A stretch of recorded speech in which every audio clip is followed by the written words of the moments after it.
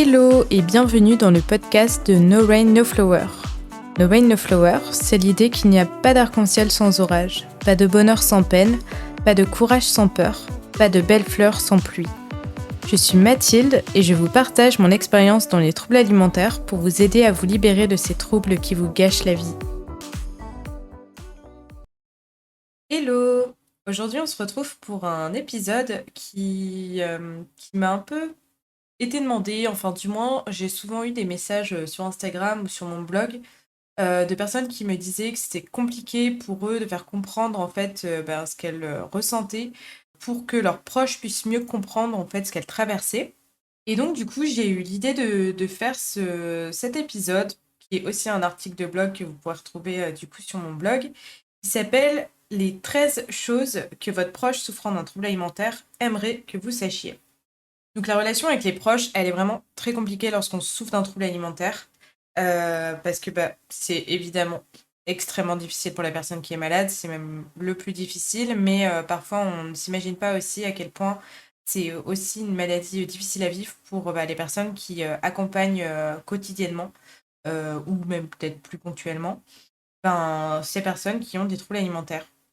Les actions, les paroles de nos proches, parfois, elles peuvent être vraiment très frustrantes, voire même être perçues comme des bâtons dans les roues qui viennent s'ajouter en plus des difficultés de la maladie sur le chemin de la guérison. Et parfois, on est fatigué ou nos émotions nous dépassent et du coup, on n'arrive pas à dire clairement ce qu'on ressent ou calmement. Donc c'est pour ça que j'ai fait cet article sur mon blog et que je fais cet épisode.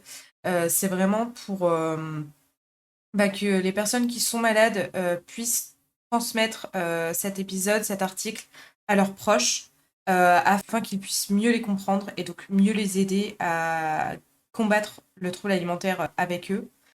J'ai écrit cet article et cet épisode de podcast sur la base de ma relation avec mes proches. Donc moi, en l'occurrence, c'était vraiment essentiellement mes parents, essentiellement même d'ailleurs ma mère et ma sœur. Et après, plus indirectement, mon frère, ma belle-sœur, des amis. Et puis, à la fin de mon trouble alimentaire aussi, mon copain. Donc voilà, cet épisode, il a pour but d'aider les personnes qui sont malades pour qu'elles parviennent à mettre des mots sur les difficultés qu'elles traversent.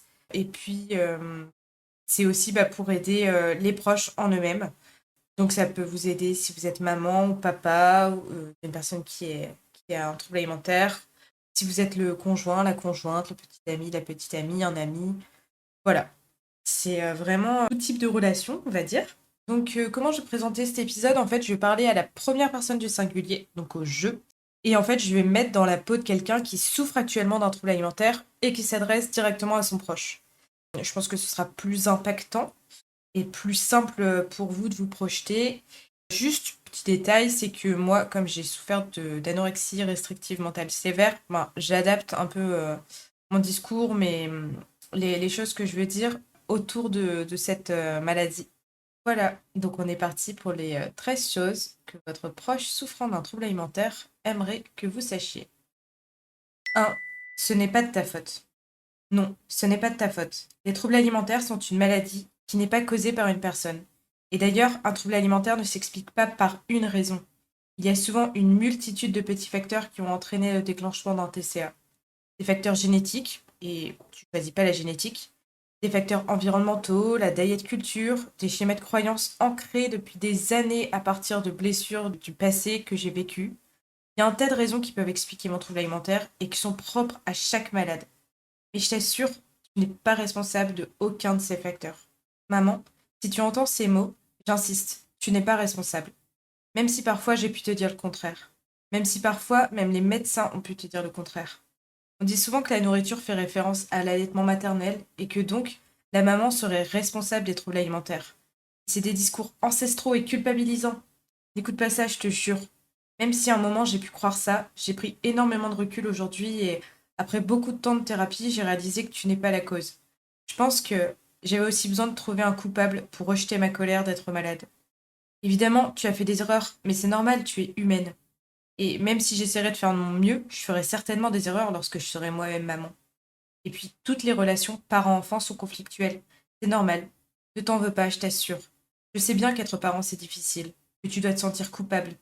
Tu vas te demander comment tu aurais pu faire pour éviter que je tombe malade ou que ça s'aggrave. Mais tu n'as pas choisi que je tombe malade. C'est comme un cancer, un trouble alimentaire. Ça arrive sans qu'on ne contrôle quoi que ce soit. J'ai vraiment besoin que tu travailles sur ce sentiment de culpabilité que tu as, parce que je m'en veux que tu puisses penser que c'est de ta faute que je sois malade. 2. Ne t'attends pas à un changement rapide. Il faut que tu comprennes que la guérison d'un trouble alimentaire est longue. Ne t'attends pas à des changements rapides. Ne te dis pas que, parce que j'ai commencé une thérapie avec un professionnel de santé, alors en quelques semaines, je vais faire des progrès incroyables. Non, malheureusement, ça se passe pas comme ça. Ne pense pas ça parce que, franchement, ça me met la pression. Moi aussi, je t'assure, j'aimerais que ça aille plus vite, même si guérir me fait peur. Souviens-toi que je suis la première victime de mon trouble alimentaire. Même si j'ai conscience que cet impact, c'est ma vie que la maladie vole. Alors oui, ça va prendre du temps. C'est vraiment étape par étape, un pied devant l'autre que je vais vers la guérison. Ça peut prendre des années, mais l'important c'est quoi? C'est que je guérisse, non? J'ai vraiment besoin que tu comprennes ça pour me soutenir. Parce que le genre de remarque, bah, je pensais que tu voyais un psy, ça ne t'aide pas? Ou tu n'arrives toujours pas à manger ça? Ou encore, pourquoi tu fais encore autant de sport? Je pensais que tu avais compris maintenant. Ce genre de remarques, franchement, elles font tout sauf m'aider. Oui, je comprends que je dois manger. Oui, je comprends que je dois arrêter d'avoir peur de prendre du poids. Oui, je comprends que je dois arrêter d'être hyperactive. Et s'il suffisait de comprendre les choses pour guérir, le problème serait vite réglé.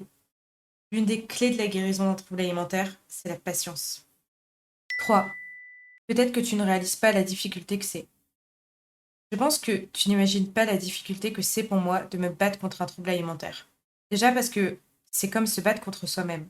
Mais aussi parce que la conséquence de mon trouble alimentaire tourne autour de la nourriture. Et la nourriture, surtout en France, c'est central dans notre vie.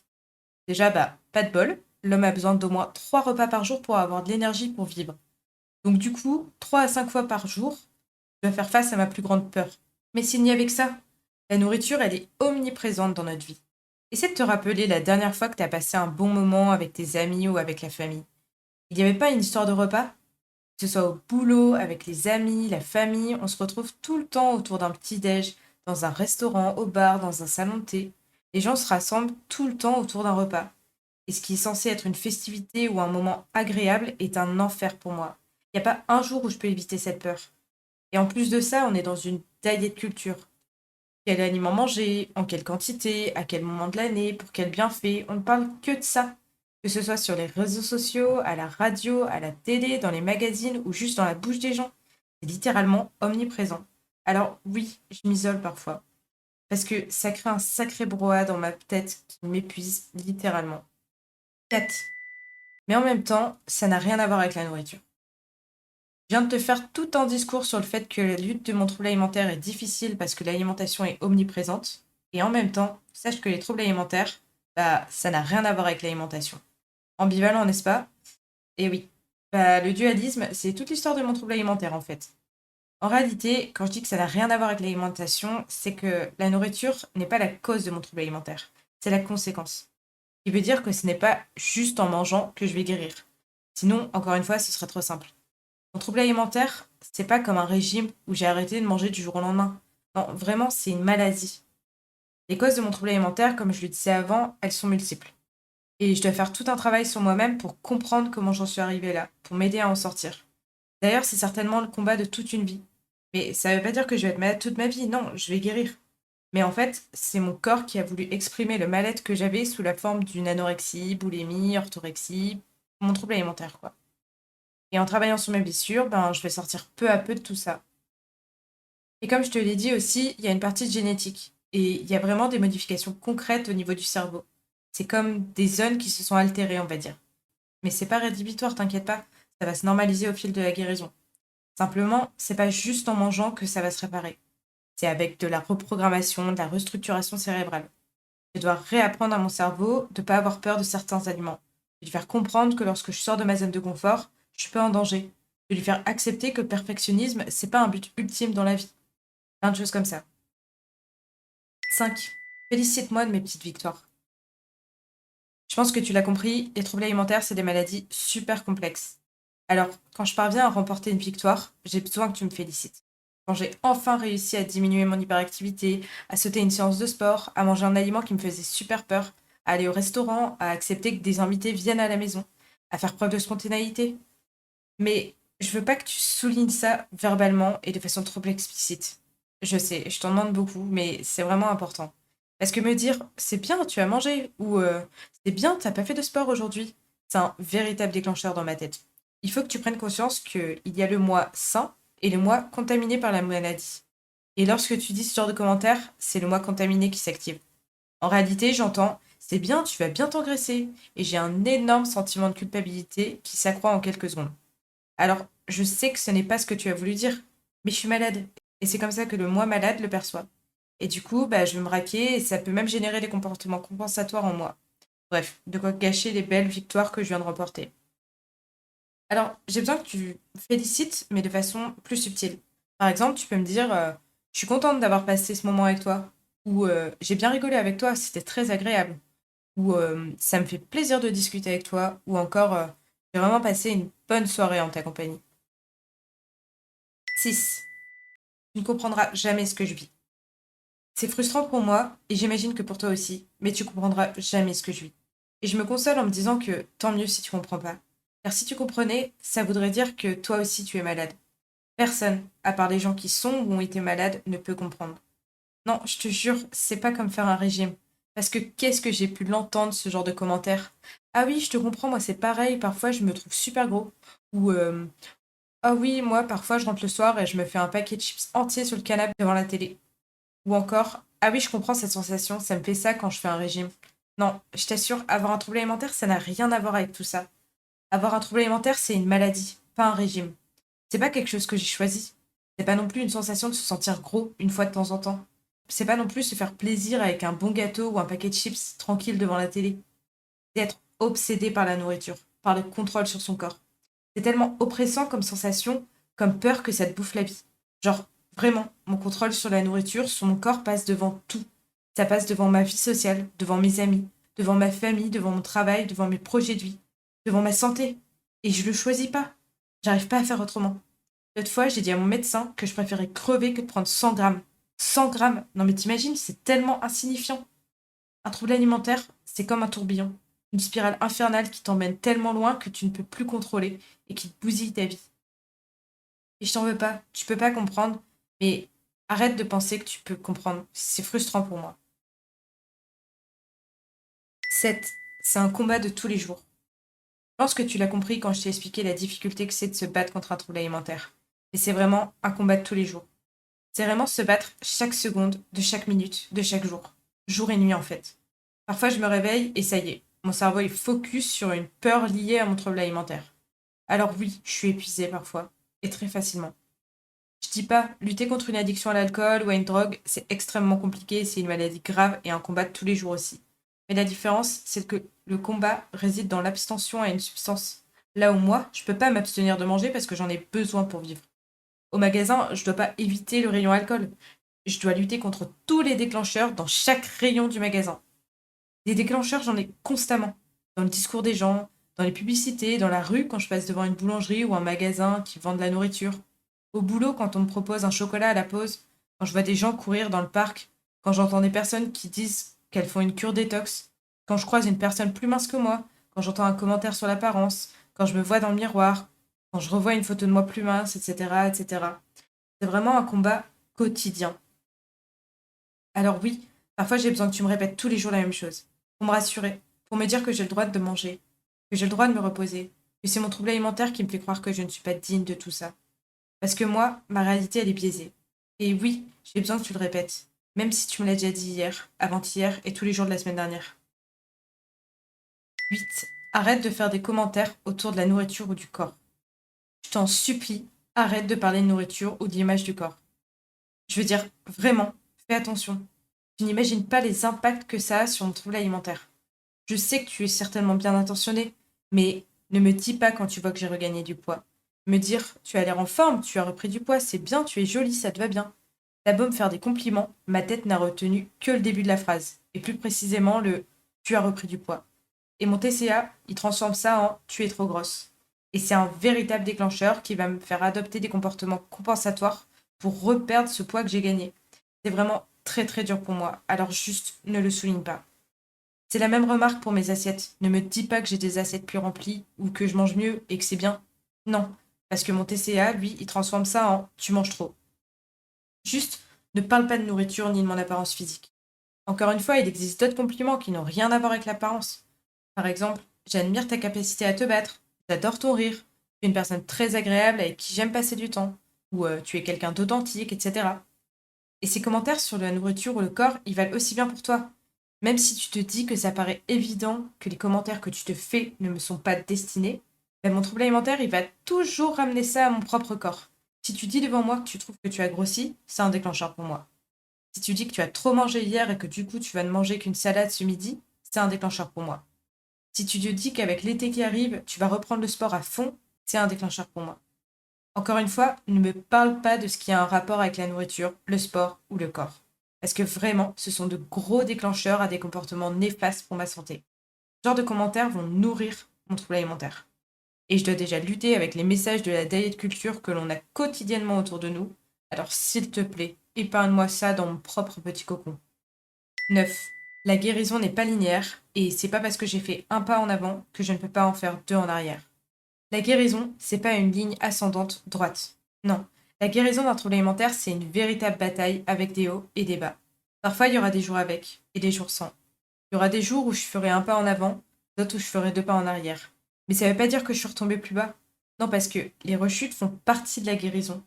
Quand j'ai appris à marcher, comme toi d'ailleurs, je suis tombée. Au plus je tombais, au plus je me relevais, et au moins je tombais. C'est ainsi qu'on avance. Alors, ne sois pas déçu quand tu vois que j'ai moins réussi à manger, que j'ai fait plus de sport, que j'ai refusé une sortie à l'extérieur. Même si tu essaies de me le cacher, je le ressens. J'ai besoin que tu acceptes que ces difficultés-là font partie de la guérison. C'est pas négatif, ça fait partie du cheminement. Ne pense pas que c'est parce que ce soir j'ai réussi à manger un aliment qui me faisait très peur que je le remangerai sans aucun problème. Non, et je peux même déjà te dire que la prochaine fois sera encore difficile.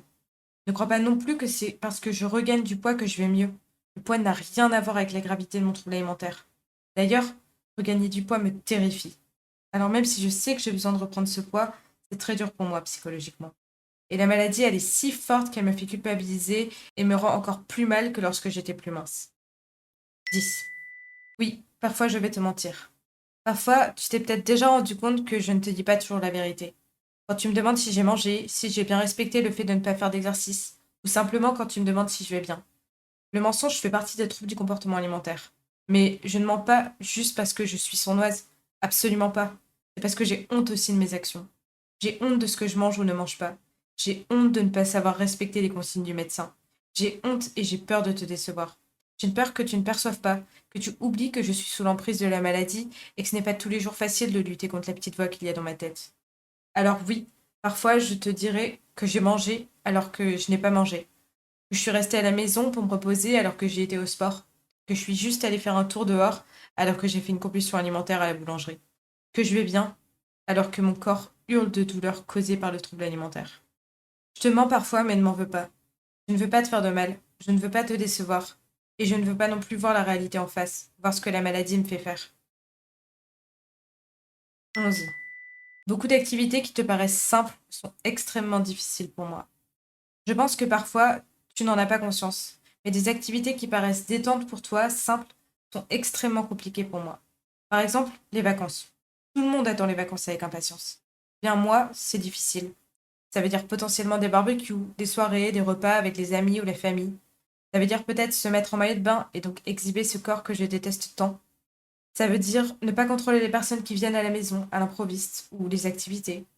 Ça veut dire que peut-être je n'aurai pas accès à ma salle de sport. Bref, les vacances, c'est vraiment une source d'angoisse pour moi. Se retrouver dans un salon de thé ou dans un bar juste pour prendre un verre ou un thé. Je vais te dire que j'ai la possibilité de prendre une boisson sans sucre ou un thé. Mais sauf que moi, j'ai peur que d'autres personnes prennent un gâteau qui me donnerait envie et qui donc me ferait compulser. J'ai peur qu'il y ait des commentaires sur la nourriture qui me créent un déclencheur. Aller voir un spectacle d'un ami, de théâtre ou de danse, peu importe. Pareil, tu peux te dire qu'il n'y a pas de problème puisqu'il n'y a pas de repas comme une sortie au restaurant. Oui, mais sauf que du coup, ça va peut-être décaler mon heure de repas. J'ai peur aussi que sur place, ils vendent de la nourriture et que j'en ai envie. J'ai peur de voir d'autres personnes qui n'auront pas dîné et que du coup, je vais me fixer toute la soirée sur le fait que j'ai mangé avant de venir, tandis que d'autres n'ont pas mangé. Pourquoi des choses qui te paraissent simples sont si difficiles à gérer pour moi? Tout va très vite dans ma tête. La petite voix me balance un tas d'idées négatives. Elle me plonge dans un brouillard qui me fatigue. Alors oui, parfois je refuse des choses simples. Mais sache que ce n'est pas parce que je n'ai pas envie de faire d'efforts ou que je suis asociale. J'aimerais avoir une vie normale, mais mon trouble alimentaire m'en empêche. 12. Non, tu ne peux pas guérir à ma place. Je comprends que ce soit difficile pour toi de me voir comme ça. Tu as le sentiment d'être impuissant face à ma maladie. Tu as l'impression de ne pouvoir que regarder la maladie me détruire sans savoir comment m'aider. Et je sais que tu aimerais tout faire pour me sortir de là, pour me voir guérir. Mais non, tu peux pas guérir à ma place. Je ne suis pas responsable de ma maladie. En revanche, je suis actrice de ma guérison. Et les seuls changements qui puissent se faire doivent venir de moi. Et ce n'est pas parce que je te dis ça que tu dois me créer des électrochocs pour me faire réagir. Ça sert à rien à part me brusquer et altérer nos relations. Tu peux m'aider autrement que par la confrontation. Parce que oui, tu peux quand même m'aider. Et d'ailleurs, ton aide est précieuse. 13. J'ai besoin de toi. Oui, ton aide est précieuse et j'ai besoin de toi dans ma guérison. J'ai besoin de toi car moi, j'ai comme un filtre. Le fil de mon trouble alimentaire qui m'empêche de discerner la réalité, le vrai du faux. Je ne me vois pas tel que toi tu me vois. Mon trouble alimentaire me murmure que je mange trop. Je ne sais plus comment on mange en fait. Mon trouble alimentaire me dit constamment que je ne fais pas les choses assez bien, que je dois mériter pour manger, que je n'ai pas le droit de me reposer. Alors j'ai besoin de toi, pour me rassurer, pour me rappeler la vérité. J'ai besoin aussi que tu me changes les idées, que tu me parles de choses qui me font rire, qui me font penser à d'autres choses que mon trouble alimentaire. J'ai aussi besoin que tu prennes soin de toi, car je t'observe, même inconsciemment. Et si je vois que tu prends soin de ta santé, que ce soit physique et mentale, ça m'aidera à prendre soin de ma propre santé. J'ai besoin de toi, de ton écoute, sans jugement, de ton empathie. J'ai besoin de sentir que je peux compter sur toi. J'ai besoin de sentir que tu as confiance en moi, que tu crois profondément en ma guérison. Je te jure que ça, c'est primordial. Parce que j'ai peur parfois de ne plus y croire moi-même. Donc j'ai besoin de sentir que toi, tu y crois.